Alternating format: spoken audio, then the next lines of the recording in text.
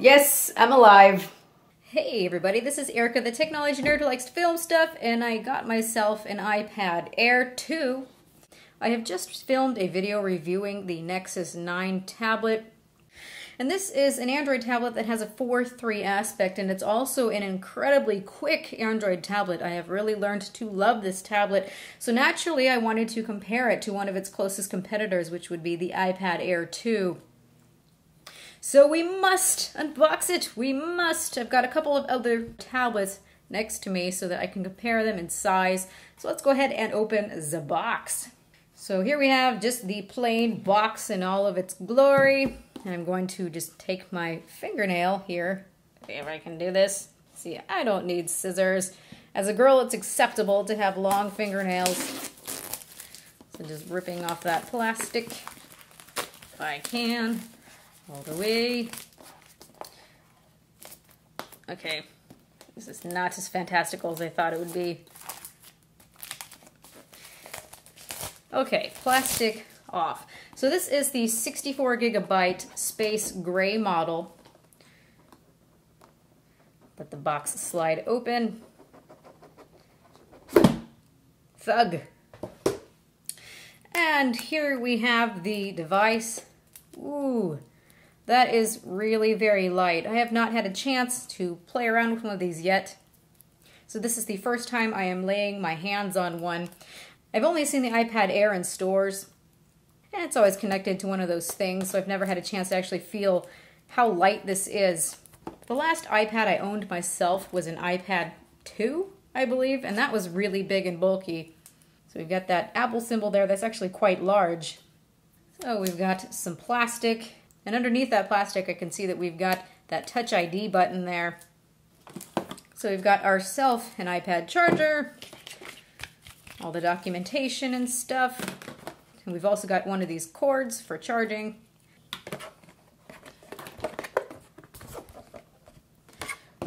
Nothing else exciting there. So here we have the Nexus 9 next to the iPad Air 2. And they feel in hand about the same weight. This is 437 grams versus 425 grams. So they're pretty similar. I haven't taken that plastic off yet. But let's go ahead and look at that.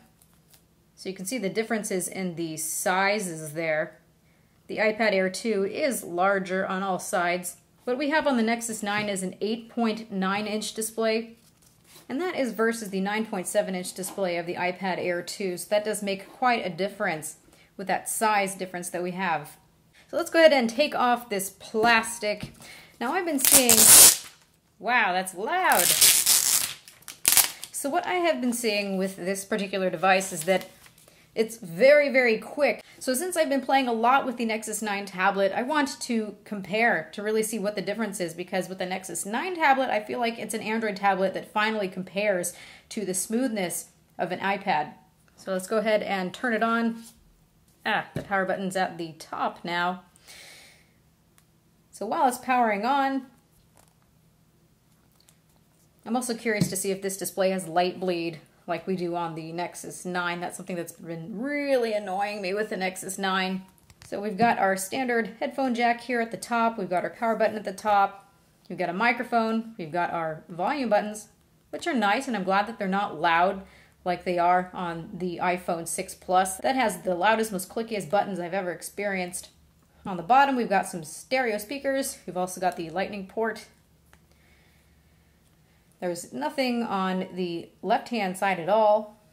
And we've got our camera on the back and what looks to be another microphone.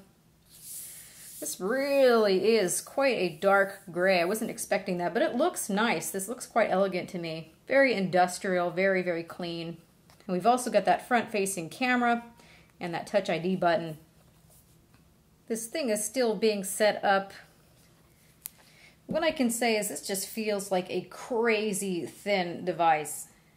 It's hard to appreciate just how thin this thing is until you have a chance to hold one. It actually is pretty nicely balanced. And oddly, even though it's aluminum, this does not feel slippery to me in the hand. That's one thing about the Nexus 9 tablet, is it's actually quite slippery with this matte plastic back. And usually I find metal to be quite slippery, but it doesn't really feel so. I can drag my fingers across it, and there isn't much slippage. So I think that that aids in making it easier to hold. And I think that that helps it feel better weighted as well, because I can hold it anywhere. It doesn't have to be from the bottom that I want to hold it, so I don't feel like I'm going to drop it. I can grip it from right here, and it doesn't feel like it's going to slip out of my hand. So that's good. The first thing that I noticed right away, though, is that the display doesn't look like it gets incredibly bright to me. I'm going to do some display measurements and see what I think about that. I understand that both of these have the same pixel resolution, but the PPI is actually a little bit sharper on the Nexus 9, and I can tell. The PPI still looks decent on this, but for some people, they were noticing that, yeah, I would like to have it a little bit sharper on the Nexus 9. Well, I think the same is going to definitely apply for this, because I can't tell the difference. So let's go ahead and get a couple of other tablets just to look at the size comparison. That's always fun to do a tablet pile-up. So here we have the Galaxy Note 10.1 2014 edition, and we got the iPad there. They really do look to be about the same width, although the Note 10.1 is just a tad bit longer. So 10.1 inches, 9.7 inches. We've got 8.9 inches of the Nexus 9. Then we've got the Nvidia Shield tablet. Whoop, all these are kind of sliding around a little bit. We've got the Nexus 7. And we've got the iPhone 6 Plus to throw in there for good measure. So that's what all of these look like here, if you can even see them anymore. Let's see if we can turn this. Holy cow, that is heavy. So that gives you a nice perspective there. This is a 6-device pile-up. So there you go. iPhone 6 Plus, 7-inch tablet of the Nexus 7. You've got the 8-inch Nvidia Shield. You've got the 8.9-inch Nexus 9. You've got the 9.7-inch iPad. And then the 10.1-inch Galaxy Note 10.1 that's all the way at the bottom there. So I'm happy to say that this looks like a really nice premium built device. At least where the build quality is concerned. I can see why people say that the Nexus 9 doesn't compete in terms of build quality with the iPad, because that plastic back cover is what really is hindering it. It just creaks around when you hold it. Some models you can feel it creak when you readjust your grip, and no such thing happens with the all-metal iPad. I really would have thought that HTC, considering their M8 and other phones, I really thought that they would have made a metallic-like tablet as well. But they did not. But we do have that nice aluminum trim around the sides here.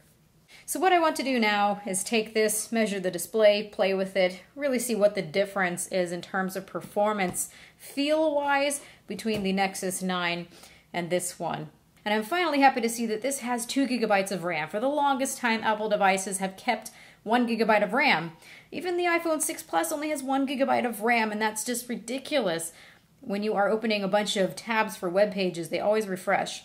So I'm excited to see a new experience. This is also a 3-core device now instead of a 2-core device. So I am seeing some improvements on Apple's part. So time to play with this puppy and see what I think. So thank you everybody for watching. This has been Erica, the technology nerd who likes to film stuff. Please rate, comment, and subscribe. I do have a bunch of things here that are floating around distracting, causing shadows and such.